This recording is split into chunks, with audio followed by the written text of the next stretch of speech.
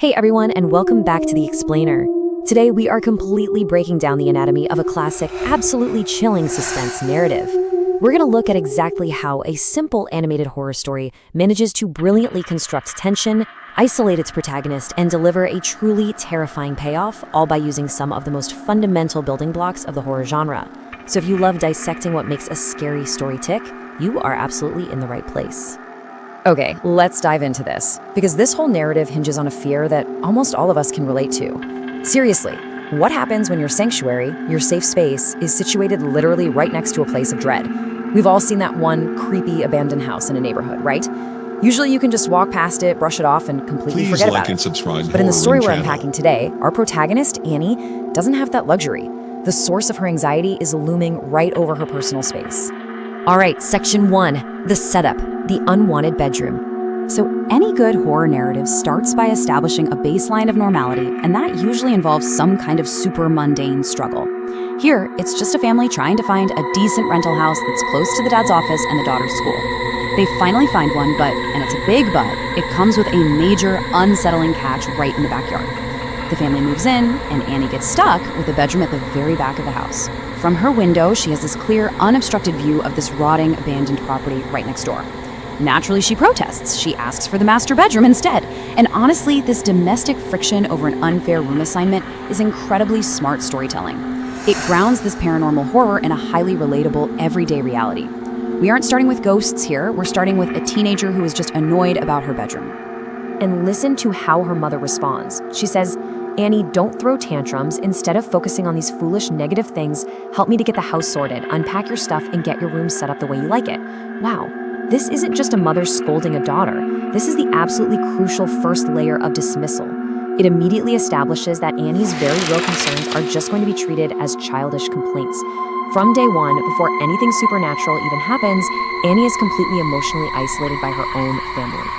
Moving on to Section 2, the creeping doubt, the 9 p.m. window sightings. After a few days, the mundane reality of unpacking kind of settles in, and Annie actually starts to get used to her new room. Her initial fear fades a bit. But you know how it goes in horror. The very second you feel safe is the exact moment the trap begins to spring. Let's move to and see how this builds across a very specific timeline. First, they move in. Then, on night 1, right at 9 p.m. as she's trying to sleep, Annie sees someone staring at her from the top floor window of that abandoned house. She totally panics, calls her mom, but boom, the figure vanishes. Then, the very next night, night 2, like clockwork at 9 p.m., the figure is back, staring. This leads straight to a breaking point and sets up her disastrous night 3 investigation. Notice how that rigid timing, 9 p.m. on the dot, adds this creeping feeling of inevitability and dread to the whole structure. So the crucial point here is how do people around Annie react to this escalating timeline? Because it creates some intense psychological friction. On one side, we have Annie in a state of absolute sheer panic, shouting that someone is watching her. On the other side, we have her mother's frustratingly rational, almost condescending dismissals. Her mom actually tells her that things look abnormal in the dark, that she watches too many horror movies, and then has the nerve to remind her that she's waking up her father. The mom completely refuses to look past the logical reality that the house is supposed to be empty. Which brings us to Section 3, the rationalization, the Halloween prank theory. Now, what's really interesting about this slide is how it shows what a storyteller has to do to make a character willingly step into the dark. You have to give them a believable, rational reason to do it. They need a false sense of security, and ironically, it's the mother who seals Annie's fate here. Unable to explain how someone could actually be in a locked, abandoned house, the mom grasps at a seasonal excuse. "Look, Annie, it's Halloween time. I'm sure some neighborhood kids are playing a prank on you." The mom genuinely thinks she's calming her daughter down, but she is inadvertently handing Annie the exact motivation she needs to leave the safety of her house and investigate. Completely buying into her mother's theory, Annie's terror transforms into righteous teenage annoyance. She decides right then and there that she is going to catch this neighborhood kid. And her grand plan for vengeance, she states, "I'll then report this to his parents, he'll get grounded without candy." I mean, it's almost darkly humorous, isn't it? It perfectly highlights her incredible innocence and naivete. She literally thinks she's dealing with a neighborhood twerp, playing tricks, completely blind to the very real danger she is about to just walk right into. And that takes us to Section 4, the trap, the ill-fated investigation. Armed with that totally false sense of security, Annie sets out the very next night, right at 9 p.m., to confront this supposed prankster. We can literally track her descent step by step here.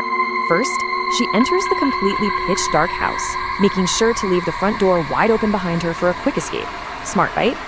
Second, her bravery definitely starts to wane as she slowly, carefully climbs this creaking staircase to the top floor. Third, she finally reaches the room where she saw the figure and finds it completely empty. Her mom wasn't there to hear her, and there's no prankster hiding in the shadows.